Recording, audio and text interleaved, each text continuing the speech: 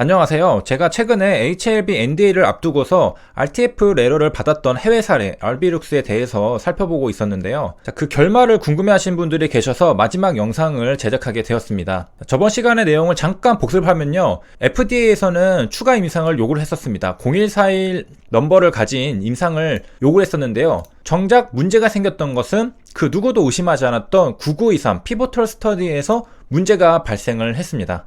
도대체 어떻게 된 것이었을까 보도록 하겠습니다. 자, 어비룩스에 대해서 작용 기전을 한번 보면요. 어비룩스는 바이올로직스입니다. 바이올로직스 같은 경우에는 리빙 오르가니즘으로부터 생산된 프로덕트를 말하게 됩니다. 작용 기전은 리버세라닙과 비슷한데요. 리버세라닙은 VEGFR 인히비터였죠. 어비룩스 같은 경우에는 EGF가 EGFR에 바인딩하는 것을 프리벤트하는 그런 작용 기전을 가지고 있었습니다. 자, 그래서 어비룩스를 사용하려면 EGFR이 파지티브한지 확인을 한번 하고서 복용을 하면 되겠죠. 자, 그리고 EGFR이랑 EGF가 결합하는 것을 막는 게 효과가 있다라는 것을, 자, 일반 노멀셀 같은 경우에는 10,000개의 리세터가 있는데요.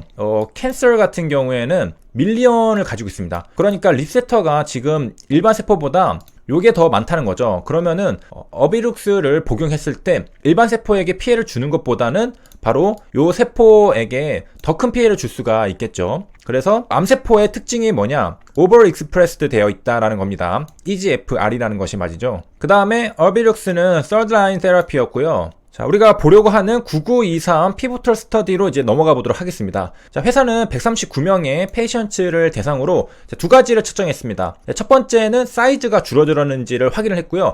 두 번째는 이제 서바이벌이 길어졌는지를 이제 살펴봤습니다. 자, 그래서 자, 여기까지는 아무 문제가 없죠. 자, 그런데 이 뒷부분에 뭔가 조금 느낌이 이상해지는 그런 부분이 나오는데, 우리가 지금 보는 9923 임상시험은 처음에는 이 레지스트레이션 스터디로 의도된 임상시험이 아니었습니다. 그러니까 회사에서는 여기 보면요, 임상 2상, 뭐 3상, 그래서 굉장히 많은 여러가지 임상시험들을 진행하는 것 중에 하나였죠. 그런데 FDA랑 디스커스를 하고 나니까 FDA에서 이제 희망을 굉장히 불어넣었죠. 야, 이 정도면은 이거는, 야, 우리가 임상 2상이지만은 요걸로도 허가를 내줄 수 있을 것 같다라고 굉장히 허파의 바람을 가득 집어넣었습니다. 그러니까 임클론 시스템 같은 경우에는 우리는 그냥 간단하게 임상을 준비했던 건데 갑자기 이제 허가를 받을 수 있다라고 생각이 드니까 이대로 진행을 해버린 거죠. 그리고 언론에서도 야, 이 정도 결과면은 굉장한 신약이다 라고 이제 부풀리고 과장 광고가 되었던 것이고요. 자, 그리고 9923 임상시험의 결과는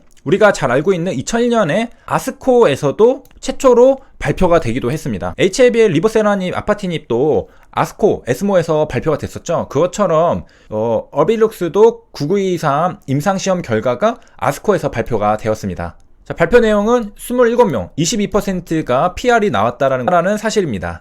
자, 이게 2001년이죠. 2001년이고 in the meantime, 그러니까 이때 FDA가 추가 임상도 요구를 했었죠. 그리고서 옥토버에 끝나고서 NDA, 여기서는 아까 바이올로직스라고 했으니까 BLA입니다.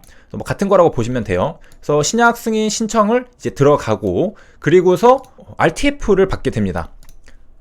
자, 분명히 이제 모니터링도 했고 여러 가지 검토를 이제 임상시험 준비를 잘 했겠지만은 막상 검토에 들어가 보니까 여러 가지 inconsistency, 그러니까 불일치한 것들, 프로토콜에서 문제들이 많이 발생을 했던 겁니다. 무엇이 문제였냐? eligibility였습니다. 그러니까 적격성이라고 하죠. 자, 구체적으로 보면요, 그 데이터의 근거들, 로우 데이터의 여러 가지 자료들을 회사가 가지고 있어야 되거든요. 그런데 CAT 스캔, 자, 여기 보듯이 CAT 스캔은 CT 스캔입니다. 우리가 이제 CT를 찍는다고 하죠. 요런 것들인데요. 적어도 11명의 환자의 CT 스캔 사진이 없는 겁니다. 아니, CT 스캔 사진이 없는 게 그렇게 큰 문제가 되는가 하는데, 지금 FDA가 심사를 하는 것은 어비룩스 하나가 아니라 어비룩스랑 이리노테칸을 병용요법으로 사용한 임상시험 승인을 검토를 하고 있는 건데요.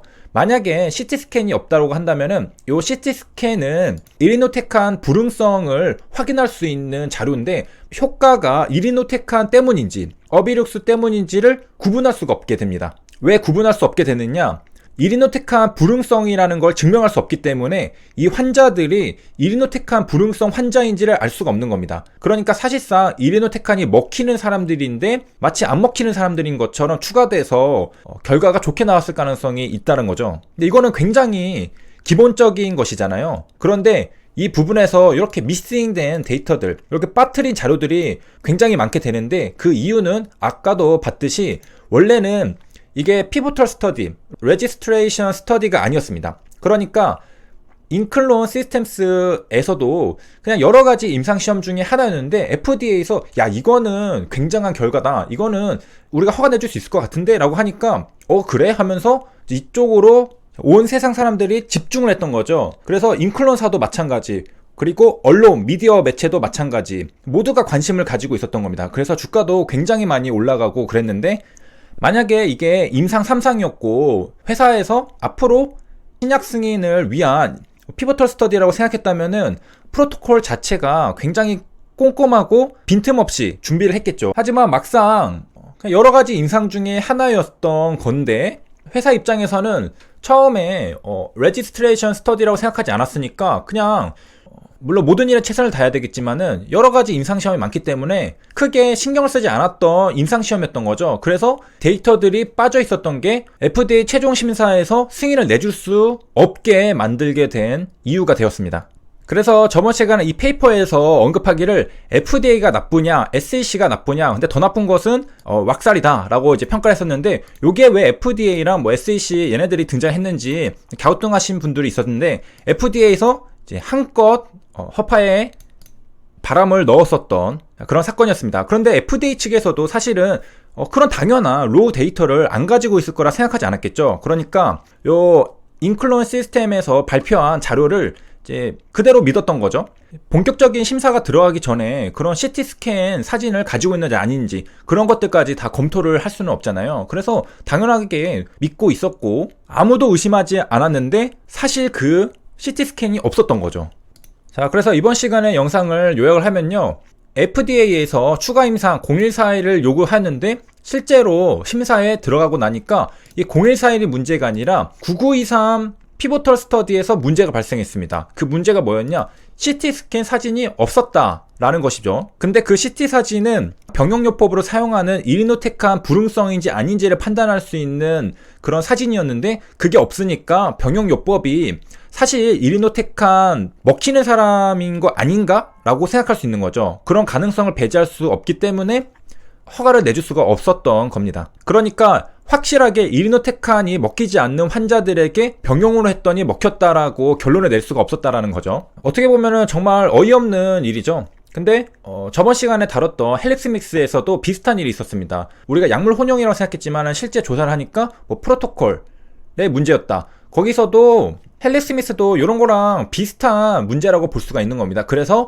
헬릭스미스는 임상시험을 진행하는 그 프로토콜에 굉장히 이제 인력도 많이 투입하고 강화를 했죠. 그리고 이제 인클론 사례가 HLB 투자자들에게 시사하는 바는 뭐냐, 결론적으로 말하면 우리가 이런 로 데이터가 없는지는 알 수가 없죠. 이것은 심사가 들어가야지 알 수 있는 거니까 일반 투자자 입장에서는 전혀 예측할 수 있는 건 아니고, HLB는 코빙턴에게도 돈을 쓰고 여러가지 신경을 써서 NDA를 준비 중에 있으니까 HLB는 NDA를 신청하려는 게 병용요법이 아니죠. 단독요법이기 때문에 인클론 사례가 발생하지는 않을 거라고 우리가 생각할 수 있습니다. 여기까지 시청해주셔서 감사합니다.